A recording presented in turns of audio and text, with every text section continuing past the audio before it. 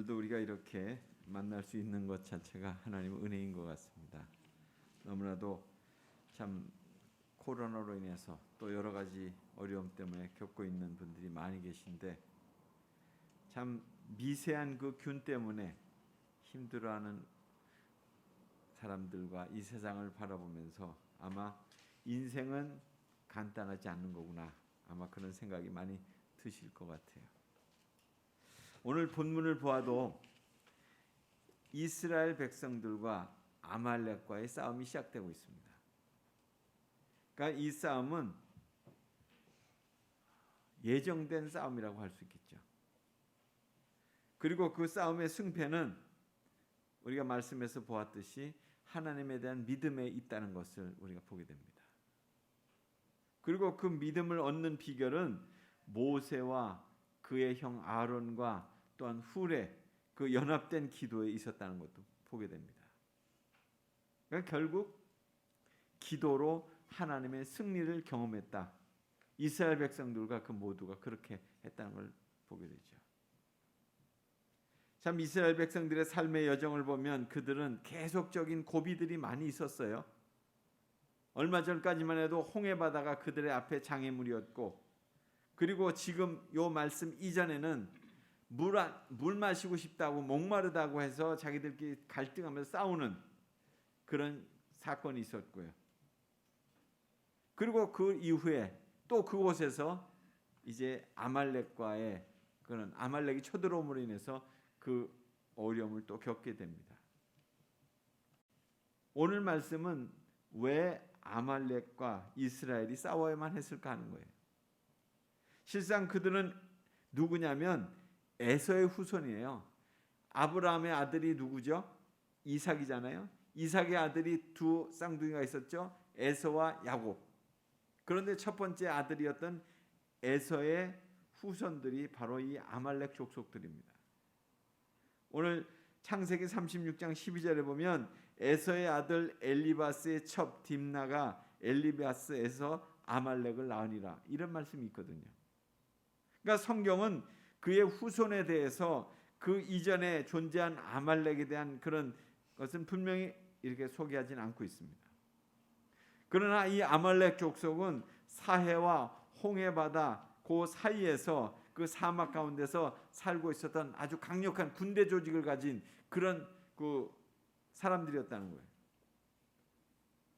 그러니까 그들이 정확하게 어디에 거주하고 있었는지 거주지는 알 수 없지만, 또 그리고 그들이 어떤 도시국가를 형성하고 살았는지는 알 수 없지만, 하여튼 사무엘상 15장 5절에 보면 사울이 아말렉의 도시에 이르러 골짜기에 숨어서 지냈다 하는 말씀 보면 뭔가 하든 형성하고 그렇게 살고 있었다는 거예요.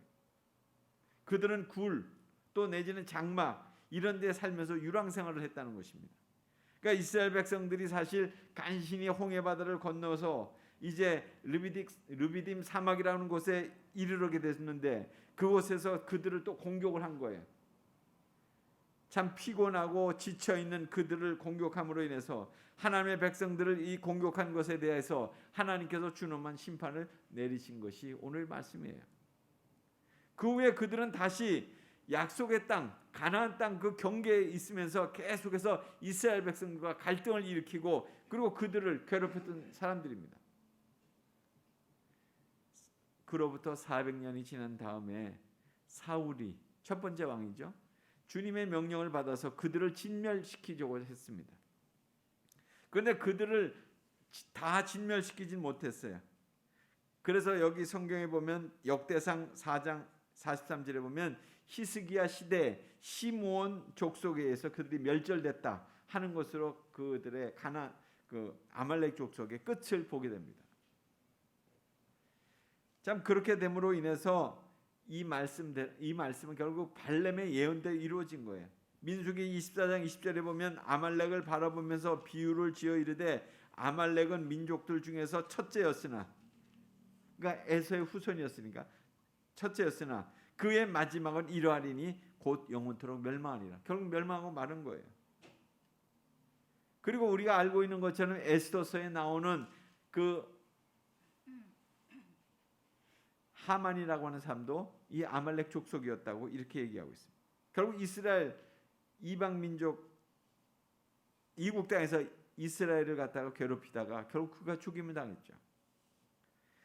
아무튼 이스라엘에게 있어서 이 아말렉은 어떤 존재였냐는 거예요. 이스라엘 백성들에게 제일 첫 번째로 전쟁을 경험시켜 준 사람들이에요. 이 전쟁, 결국 이스라엘 백성들에게 승리를 가져다 준 전쟁을 경험시켜 준 사람들이라고 할 수 있죠. 또한 그 승리의 원인이 이스라엘 백성들로 하여금 믿음의 기도에 있는 거구나, 이것을 또 일깨워줬다는 것이죠. 그러니까 그런 면에서 본다면 이 아말렉 족속은 이스라엘 백성들에게 반면 교사가 됐던 사람들이다, 이렇게 볼 수 있습니다. 그러니까 이스라엘 백성들과 모세가 물 문제로 인해서 원망하고 있을 때 하나님께서 모세로 하여금 그 지팡이로 반석을 치게 하시고 이스라엘 백성들로 하여금 물을 마시게 해줬어요. 그 사건으로 인해서 그곳을 무리바라고 부르게 했습니다. 그 이유는 이스라엘 백성들이 하나님이 계신다면 왜 우리에게 물을 마시지 않게 하는가, 왜 하나님이 안 계신가, 이렇게 해서 하나님을 시험했다고 하는 것 때문에 그곳에서 그렇게 무리바라고 이름 지었다는 거예요. 그러니까 오늘의 사건은 바로 그 일이 있은 이후에 일어난 사건입니다. 아말렉 족속이 쳐들어왔어요. 이스라엘 백성들이 그래서 아말렉 족속과 전쟁을 하게 된 거죠. 그러니까 이스라엘 백성들의 입장에서 본다면 오늘의 사건은 그런 거잖아요. 물 문제가 해결됐어요. 그래서 이제 좀 한숨 쉬겠네, 이렇게 했는데 그들이 더 큰 사건을 만나잖아요. 운명적인 사건을 만나게 되죠. 이처럼 인생살이에 참으로 한 가지 문제가 해결된 듯 했지만, 편안해지는 듯 했지만 결국 더 큰 문제로 이렇게 봉착하게 되는 이스라엘 백성들의 모습을 보면서 우리도 그것에 대한 많은 교훈을 얻게 됩니다. 결국 이스라엘 백성들은 자신의 생명이 위태롭게 되는 그런 위기까지 왔습니다. 그러니까 이스라엘 백성들이 그것 때문에 원망을 하려고 했는데, 원망도 하기 전에 모세는 여호수아에게 명령을 내립니다. 전쟁을 준비하라고. 그래서 공격해오는 적들을 빨리 막아야 될 것이다, 이렇게 합니다. 그래서 오늘 말씀에 보면 그런 말씀이 나오죠. 우리를 위하여 사람을 택하여 나가서 아말렉과 싸우라. 내가 하나님의 지팡이를 손에 잡고 산꼭대기에 서리라. 이것은 모세의 믿음의 선언이라고 할 수 있습니다. 당면한 과제를 두려움 없이 이제 넘어서 행하고자 하는 그런 모세의 믿음의 선언이에요. 하나님이 주신 능력과 힘을 의지해서 나는 그렇게 나가겠다는 거죠. 구약시대 때 전쟁은 어떻게 이루어진다고 그랬습니까? 구약시대 때 전쟁은 하나님이 함께 계시느냐 함께 하지 않느냐, 이걸로 승패가 난다고 그랬잖아요. 내가 하나님 편에 있는 것보다 하나님이 내 편에 계시는가, 이것으로 결정된다고 그랬습니다. 이것이 믿음의 싸움의 결과들을 가져오는 거죠. 사람들은 그러나 위기를 만나면 어떻게 합니까? 하나님을 자기 편으로 이렇게 삼기에 바빠요. 하나님 나를 도와주세요. 하나님 나에게 힘을 주세요. 이렇게 땡기는 거예요. 그러나 믿음의 사람들은 위기 이전에 하나님 편에 거하기를 힘써야 되는 거죠. 하나님이 이김을 주시는 분으로 믿기 때문에 늘 내가 어떻게 하나님 편에 있을까, 이것을 늘 염두에 두고 하나님과 친밀한 관계를 맺는 거예요. 모세는 이미 하나님을 경험한 사람입니다. 그 믿음으로 사람들을 지금 하나님 편으로 인도해 가는 거예요. 전쟁의 승패가 아직 결정되기 전이지만 하나님 편으로 그는 행동해요. 난 하나님 편으로 옮겨가는 거예요. 이것은 사실 엄청난 도박이기도 합니다.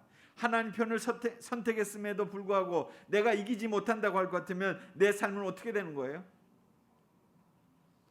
모세 모든 백성들 앞에서 자신이 하나님을 선택하고 그들도 하나님을 선택하도록 지금 명령하고 있습니다.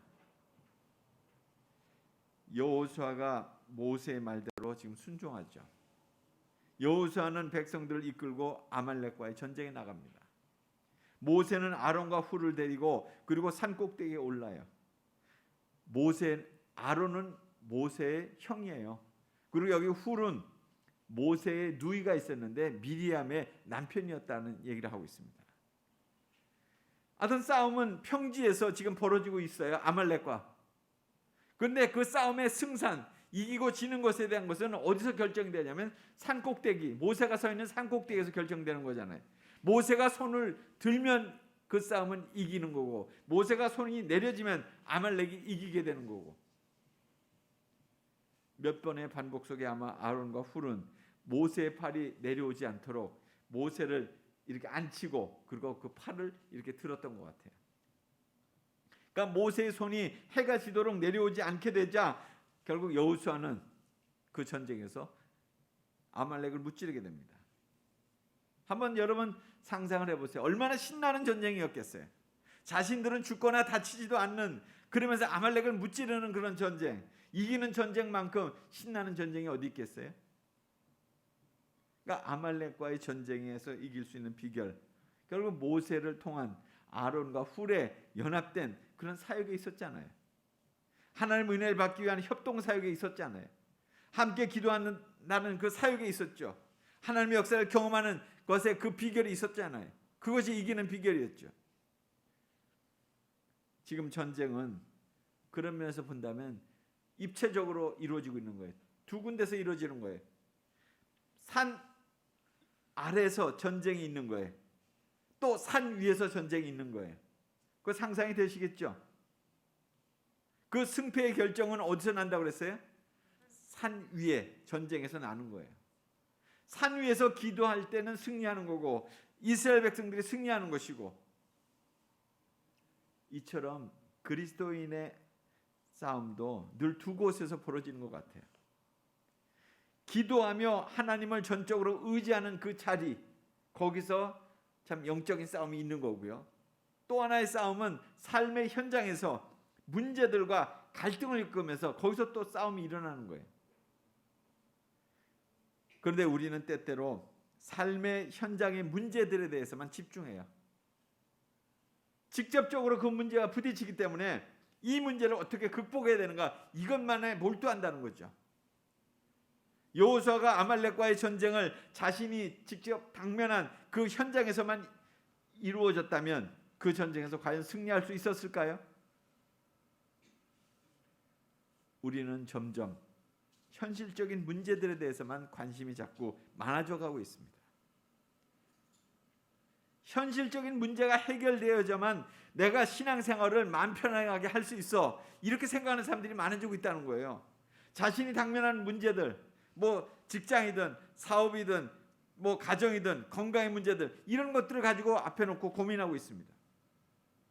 만약 그렇다면 우리의 믿음은 어디에 있는 것입니까? 오늘의 본문은 우리에게 아주 명확하게 알려주고 있죠. 삶의 문제 그 이면에, 그 뒷면에 하나님의 행하심이 우선순위에 있다는 것을 기억하라는 거예요. 삶의 문제 이면에 하나님의 행하심이 그 우선순위에 있다는 것을 꼭 기억하라는 거예요. 하나님이 이김을 주신다는 그 믿음이 생겨나게 될 때 우리의 삶의 문제들이, 그 실타래들이, 해결의 실타래들이 풀려나는 것입니다. 모세, 영적인 지도자예요. 자신이 하나님과의 관계에 있어서 우선적일 때 그 백성의 문제들을 제대로 다룰 수 있다는 걸 그는 깨달았어요. 그래서 모세는 아론과 훌을 데리고 산꼭대기로 올라간 거예요. 그들의 나이는 모두 80세가 다 넘었습니다. 전쟁터에 나가기에도 적합한 나이가 아니잖아요. 지금 모세가 할 수 있는 역할은 결국 하나님과의 관계가 우선적이었다는 거예요. 그러니까 우리의 삶에서 깨달아야 될 영적인 사명, 그건 뭐냐면 하나님과의 관계입니다. 나는 하나님을 만나는 일에 있어서 우선적인 그런 삶을 살고 있느냐는 거예요. 나의 삶의 현장에서 지금 다루고 있는 방법은 어떤 방법을 가지고 지금 하고 있느냐는 거예요. 모세처럼 손을 들고 하나님을 찾는 일에 열심인가? 또한 나에게 아론과 훌처럼 기도의 동역자는 누구이냐는 거예요. 삶은 반복되는 것 같지만 때로는 더 험난한 과정을 겪을 때가 오는 것 같아요. 코로나의 위기도 그러하지만 생의 문제들이 우리를 얼마나 힘들게 하고 있습니까?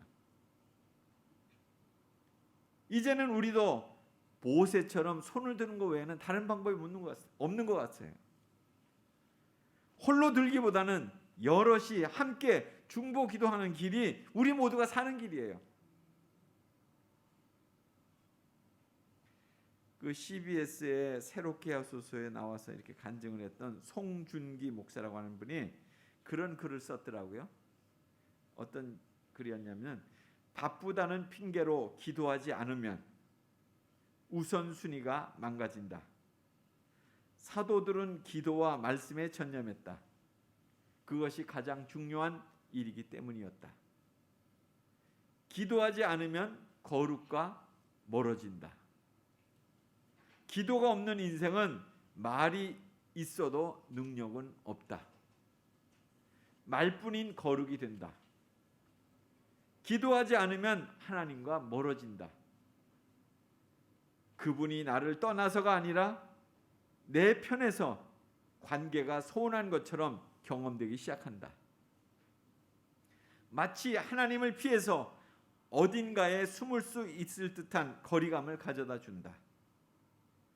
기도를 멈추면 심령이 예배와 멀어지고 모든 거룩한 행위들로부터 이탈하기 시작한다.